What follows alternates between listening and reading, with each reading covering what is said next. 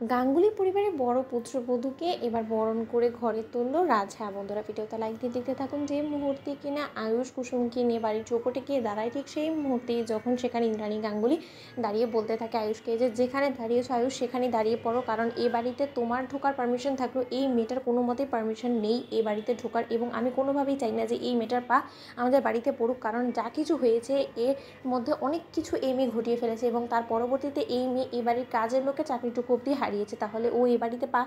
কোন অধিকারে রাখছে। ঠিক সেই মুহূর্তে যখন বলতে থাকে যে মা, ফর ইউর কাইন্ড ইনফরমেশন, তোমার সামনেই তো আমি ওর সিঁদুর পরিয়েছি, এবং যেহেতু একবার আয়ুষ্মান গাঙ্গুলির হাত থেকে সিঁদুর কুসুমের স্মৃতিতে সে পড়ে গিয়েছে, তাহলে নিশ্চয়ই তুমি বুঝতেই পারছো যে ও এখন আমার লিগ্যাল ওয়াইফ, এবং সেই হিসেবে ও এই বাড়ির বড় পুত্রবধূ হিসেবে ও এই বাড়িতে নিজের অধিকার বলেই ঢুকবে, এবং এতে তোমরা কেউ বাধা দিতে পারো না। অন্যদিকে যখন ইন্দ্রাণী গাঙ্গুলি বলতে থাকে যে আয়ুষ তুমি ভুলে যাও না, এই গাঙ্গুলি বাড়িটা কিন্তু আমার। অন্যদিকে যখন এখানে ছোটো কাকিমণি বলতে থাকে যে দিদি গো দিদি, ছেলের জন্য তুমি এতটা গর্ব করছিলে, সেই ছেলেটা কীরকম তোমার মুখে মুখে তর্ক করছে এবং কীরকম টাকাস টাকাস করে জবাব দিচ্ছে, তুমি বুঝতে পারছো তোমার ছেলেটা তো এই মেয়ের সঙ্গে এখনই বিগড়ে গিয়েছে, তুমি ওর রাশ টানার ব্যবস্থা করো দিদি। ঠিক সেই মুহূর্তেই যখন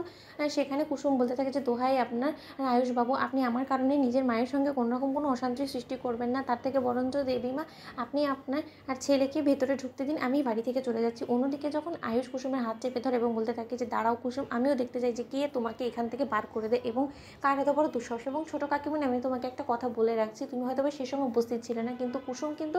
এই বাড়ির এখন আপাতত বর্তমানে বউ, এবং বউ হিসেবে ও এ বাড়িতে ঢুকবে এবং এটা ওর অধিকার, এটা কোনো মতেই তুমি কিন্তু ছিনিয়ে নিতে পারো না ওর থেকে, এবং ওকে সম্মান দিয়ে কথা বলতে শেখো। অন্যদিকে যখন এই কথা বলা মাত্রই যেখানে দেবলীনা বলতে থাকে যে Ayush, have you lost your mind, তোমার মাথা খারাপ হয়ে গেছে বলো তো, তুমি কাকে কি বলছো বলো তো। ও ইন্দ্রাণী গাঙ্গুলি, যে কিনা তোমার মা, যার মুখের উপরে তুমি আজ অব্দি কথা বলার সাহস করো, সেখানে কিনা তুমি তার চোখের উপরে চোখ রেখে তুমি তার বিরুদ্ধে কথা বলার সাহস দেখাচ্ছ। এত সাহস তোমার আসে কোথা থেকে বলো তো, তুমি এই কাজের মেয়েটার জন্য তুমি তোমার মায়ের বিরুদ্ধে চলে যাচ্ছ। অন্যদিকে আয়ুষ বলতে থাকে যে দেবলীনা, এর আগেও তোমাকে অনেকবার বলেছি, তুমি হয় আগে ড্রাইভারের মেয়ে ওকে বলতে, হয়তো বা কাজের মেয়ে বলতে, কিন্তু এখন তোমার এই ল্যাঙ্গুয়েজগুলো তোমাকে ঠিক করতে হবে, ভাষা সংযোজন করতে হবে, কারণ এখন ওর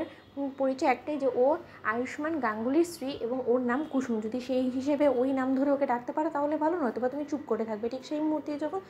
দেবলীনা বলতে থাকে যে আন্টি, এই মেয়েটা এই বাড়িতে আসলে কিন্তু কোনো মতে আমি এই বাড়ির বউ হয়ে আসবো না। ঠিক সেই মুহূর্তেই রাজ সেখানে চলে আসে এবং এসে বলতে থাকে যে দেবলীনা, তুমি এইরকম একটা সিদ্ধান্ত নেওয়ার কি বলো তো, তুমি ভুলে যাও না কিন্তু যে তোমার লিমিটেশনসটা ঠিক কী, তুমি এখনও পর্যন্ত এবারে বউ হয়ে আসোনি, তাই সেই হিসেবে তুমি এরকম সিদ্ধান্ত কোনো মতে ইন্টারফেয়ার করতে পারো না, এবং কে আটকাবে আমার বড় পুত্রবধূকে এবারের ভেতরে ঢুকতে, আমিও তাকে দেখতে চাই, এবং আমি স্বয়ং নিজের রাজশেখর গাঙ্গুলি আমি কুসুমকে বরণ করে এ বাড়িতে তুলবো, এবং আমি দেখি এতে করে আমাকে কে বাধা দেয়। কি ইন্দ্রাণী, তুমি বাধা দিবে? তো লাইক এবং শেয়ার করে সাবস্ক্রাইব করতে ভুলো না।